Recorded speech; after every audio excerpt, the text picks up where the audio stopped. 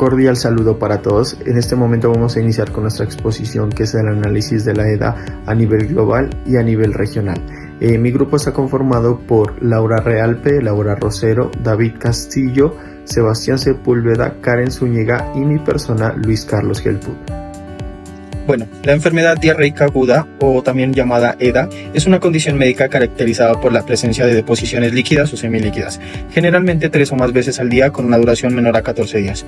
Esta es causada principalmente por infecciones bacterianas, virales o parasitarias y a menudo está relacionada con el consumo de agua o alimentos contaminados. Entre los agentes más comunes encontramos el rotavirus, Escherichia coli, Shigella y Salmonella. Bueno, vamos a ver también a quién más afecta. Aquí la EDA afecta más que todo a los niños menores de 5 años, también a la población en países de ingresos bajos y medios, y también a los grupos de inmunocomprometidos y ancianos. También vamos a tener unos factores de riesgos asociados con la EDA, que son la falta de acceso a agua potable y saneamiento, la desnutrición, que debilita la capacidad del cuerpo para combatir infecciones, la falta de lactancia materna exclusiva en los primeros 6 meses y el entorno con alta densidad poblacional donde se facilita la transmisión de patógenos. Bueno, la epidemiología de la EDA es responsable más que todo la EDA de cerca del 8% de todas las muertes infantiles en el mundo, ocupando un lugar significativo a nivel global. También cada año se registran 1.7 mil millones de episodios de diarrea infantil en todo el mundo. También las regiones, vamos a hablar que las más afectadas son África subsahariana y el sudeste asiático y algunas partes de América Latina, de los cuales la Organización Mundial de la Salud OMS reporta que 760.000 niños menores de 5 años mueren a consecuencia de esta cada año en el mundo. Bueno, en la siguiente gráfica vamos a hablar de la tasa de mortalidad por EDA en menores de 5 años en el departamento. Esta ha demostrado una variabilidad con una leve tendencia oscilante en los últimos años. La tasa más baja se observó en los años 2012, 2015, 2016 y 2018, en donde se reportaron casos de mortalidad por EDA en menores de 5 años inferior al de Colombia. Aquí podemos ver que en el año 2020 el departamento de Nariño registró una tasa de 3,19 muertes por cada 100.000 menores de 5 años. Cifra inferior a la reportada por nivel nacional, que fue de 3,41 muertes por cada 100.000 menores de 5 años. Al realizar el análisis de las diferencias relativas, no se observan diferencias estadísticamente significativas entre el departamento y el país. También en la otra gráfica vamos a evidenciar que en los años 2022 y 2023 hubo una diferencia de casos de menos 1.478, lo que generó que haya un decreciente del menos 11,3% de la enfermedad, lo que nos da a entender que de cierta manera se tiene un mejor control con esta enfermedad. Para este ejemplo se realizó un estudio observacional analítico de casos y controles con la finalidad de identificar los factores de riesgo asociados a diarrea aguda en niños menores de 1 año pertenecientes al municipio de Bayamo, ingresados en el Hospital Provincial Pediátrico Docente en el año 2022 en el servicio de gastroenterología. Como muestra se tomaron a 640 pacientes menores de 1 año que ingresaron en el hospital por enfermedad diarreica aguda del municipio de Bayamo durante el periodo de estudio. Para este estudio de casos y controles independientes se fijaron en los siguientes parámetros, como son el nivel de confianza, que es de un 95%, el OR, que esperado, que es de 2000, el porcentaje de casos expuestos, que es de 75%, el porcentaje de controles expuestos, que es de 60%, y la precisión relativa, que es de 57%, lo que determinó un total de 246 pacientes, de los cuales 82 son casos y 164 son controles, lo que quiere decir que la relación de controles por casos va a ser una relación de 2:1. En los criterios de inclusión tenemos que se incluyeron los niños menores de 1 año con diarrea aguda persistentes al municipio de Bayamo que ingresaron en el servicio de gastroenterología, y los criterios de exclusión son los pacientes que se les prolongó la diarrea por más de 14 días o los pacientes diagnosticados con diarrea crónica. Como resultados del estudio tenemos esta tabla donde nos indican a los factores de riesgo a los que puede estar expuesto un niño menor de 1 año para que pueda presentar una enfermedad diarreica aguda. Entonces, con el modelo de regresión logística para evaluar el valor independiente de los distintos factores de riesgo, encontramos que la no lactancia materna exclusiva tiene un OR del 19,443 y una significancia de 0,000. También como otro factor de riesgo está la desnutrición, que tiene un OR de 10,416 con una significancia de 0,000, y el uso previo de antimicrobianos, que tienen un OR de 9,170 con una significancia igualmente de 0,000. Estos factores tienen un riesgo menor a 0,005, lo que nos dice que este riesgo va a ser muy grande o muy grave para que los niños presenten esta enfermedad diarreica aguda. Pero en cuanto a otros factores de riesgo, como es la edad, el sexo, el hacinamiento y el nivel escolar de la madre, no van a tener un riesgo significativo para que el niño presente una enfermedad diarreica aguda, ya que el OR y el IC es mucho menor. Como conclusión, en este estudio la no lactancia materna fue un factor mayor de significancia estadística, elevando 20 veces el riesgo para desarrollar una enfermedad diarreica aguda y comprobando en los casos y los controles que hay una relación de 2:1, lo que es importante para este estudio, coincidiendo con lo que analizamos anteriormente. Según la OMS, la mala nutrición es una de las principales causas del desarrollo de la enfermedad diarreica aguda, que está junto con la no lactancia materna desde los 6 meses, siendo los niños que están desnutridos o con deficiencias en la inmunidad los que presentan mayor riesgo, concluyendo que la infección intestinal puede llevar a la desnutrición y la desnutrición aumenta el riesgo de una nueva infección intestinal. A continuación, hablaremos sobre los municipios donde la enfermedad diarreica aguda, o también llamada por sus siglas EDA, es más prevalente. Gracias a datos del Instituto Departamental de Nariño, sabemos que los municipios con mayor prevalencia, teniendo en cuenta el número de casos, son Pasto, claramente por la cantidad de población que encontramos en este municipio, y consiguiente a él, Ipiales, Tumaco, Ricaurte, La Guerrera y Tuquerres, con impresionantes cifras que veremos a continuación, teniendo en cuenta la semana epidemiológica, que es 45. En cuanto al número de casos de cada uno de los municipios, según el Instituto Departamental de Nariño, desde un periodo retrospectivo de 5 años, las cifras fueron las siguientes. En el año 2020 se reportó en el municipio de Pasto 2.767 casos, en Tumaco 1.131 casos, en Ipiales 670 casos, Ricaurte con 199 casos, La Guerrera con 338 casos y por último el municipio de Tuquerres con 135 casos, donde se observa la disminución de casos en la mayoría de municipios excepto en Tumaco, Pasto y Ricaurte, lo que representa el descontrol de esta patología que genera una situación crítica en el departamento de Nariño.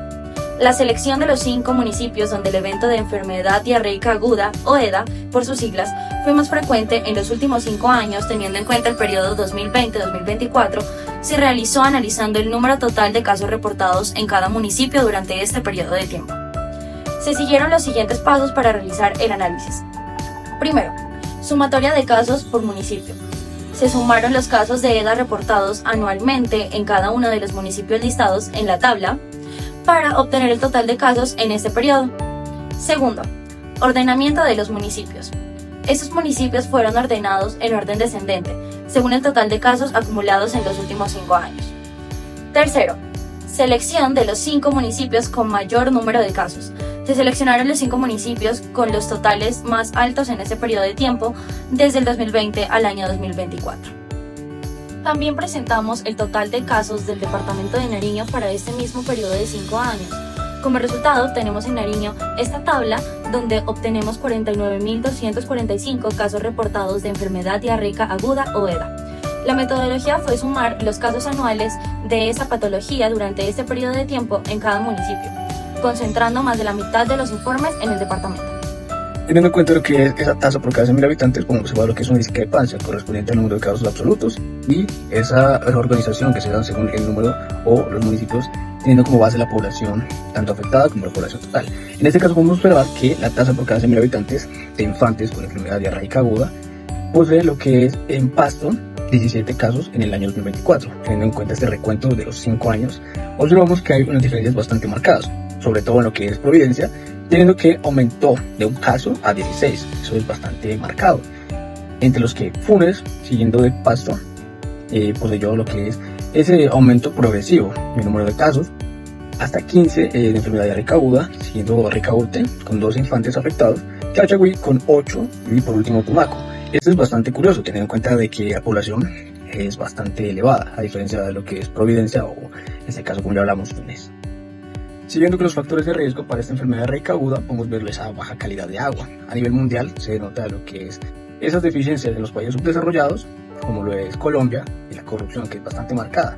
Teniendo en cuenta también de la baja o insuficiencia de la lactancia, sobre todo en carácter materno, podemos ver que los bebés con menores de 3 meses y la baja vacunación, también depende por parte del Estado, interfiere muchísimo en lo que es la afectación de este tipo de patologías y también lo que es esa baja educación de higiene como tal, que puede derivar de múltiples factores patológicos. Los factores de riesgo de la afectación en Pasto se habla directamente de lo que es un mal manejo de lo que son los alimentos o la higiene deficiente debido a baja educación, teniendo en cuenta también que los infantes, pues, estos alimentos pueden ser llevados en lo que son los colegios incluso, o el consumo de alimentos de la calle por parte de las familias, que puede generar procesos patológicos. En este caso también hablamos de la desnutrición como factor de riesgo bastante marcado. La desigualdad en las ciudades como tal, y no solo en Pasto, puede generar en múltiples de estos factores que son bastante marcados en las poblaciones más vulnerables, teniendo también en cuenta el almacenamiento de aguas.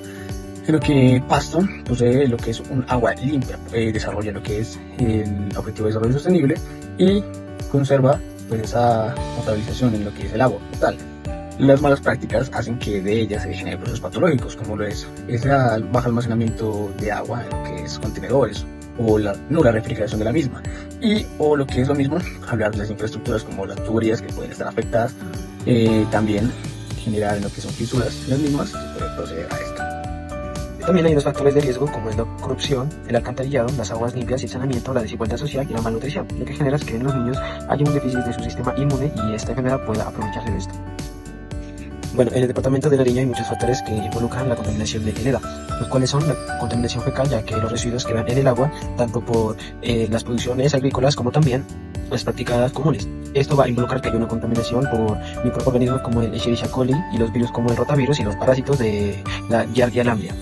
También hay un saneamiento muy deficiente, ya que hay unas letrinas que son inadecuadas y también hay un manejo inadecuado de la excreción de estos residuos, ya que no son muy bien tratados. En el municipio de Tumaco también va a haber unos factores de riesgo que van a involucrar que esta enfermedad pueda proliferarse. Lo que pasa es que al ser un municipio que está muy bien nutrido por bastantes ríos, lo que genera es que las personas los utilicen para tirar todos sus residuos, también su materia fecal. Esto va a involucrar también que hay un mal saneamiento del agua, ya que hay unas alcantarillas que no son nuevas y son bastante viejas, lo que va a generar que aquí se pueda acumular los residuos sólidos y esto hace que la enfermedad pueda proliferarse.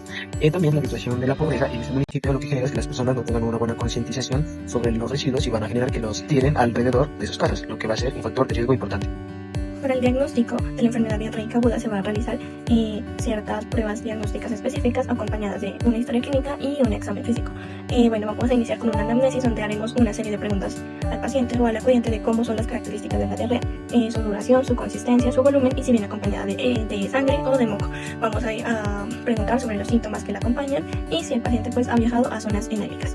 También vamos a realizar lo que es una exploración física donde vamos a evaluar los signos vitales del paciente, la hidratación, vamos a realizar una exploración abdominal evaluando lo que es el dolor y la sensibilidad. En las pruebas complementarias vamos a realizar lo que es un coprocultivo y un hemograma. En el coprocultivo vamos a detectar las bacterias patógenas causantes de la diarrea como tal, como pueden ser Salmonella, Shigella, Campylobacter o algunas cepas de E. coli. Esto nos va a ayudar a detectar qué tipo de bacteria es y cómo la podemos atacar y también es muy importante hacerla en las personas que presentan diarrea acompañada de fiebre y pues que la diarrea también presente sangre. En el hemograma vamos a tomar pues, lo que es la muestra de sangre donde vamos a mirar cómo están los glóbulos blancos, el hematocrito y la hemoglobina para mirar pues, si la persona presenta alguna infección bacteriana y si está deshidratado o a qué nivel se encuentra.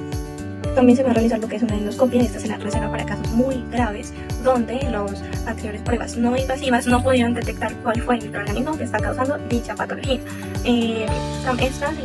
Lo que se va a hacer es introducir un tubo o un instrumento mediante todo el tubo digestivo para evaluar cómo está el estómago, cómo está el duodeno y pues todo lo que es el tracto digestivo. Esta nos ayuda a hacer diagnósticos diferenciales entre shigellosis y otros tipos de disenterias y también nos ayuda a mirar si el paciente está padeciendo de colitis difusa o colitis focal.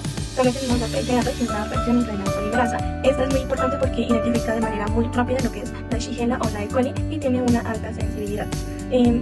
También tenemos lo que es la prueba ELISA. Esta es importante para el diagnóstico de la enfermedad diarreica aguda, especialmente cuando se sospecha que la diarrea es de origen viral, como puede ser rotavirus o adenovirus.